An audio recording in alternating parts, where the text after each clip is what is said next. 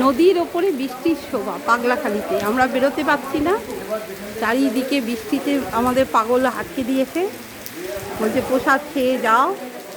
আমরা প্রসাদ নিয়ে নিয়েছি, বাতাসা প্রসাদ, কিন্তু এত সুন্দর জায়গা, বৃষ্টিটা দেখ, নদীর ওপর বৃষ্টি পড়ছে, আহা হা, কি সুন্দর।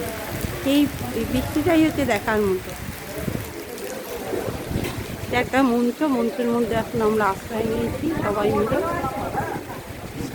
মানে সবাই বসে আছে,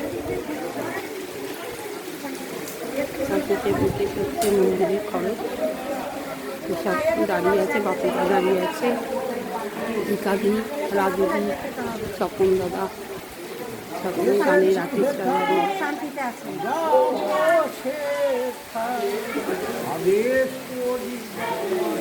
বৃষ্টি, এটাই দেখবার জিনিস।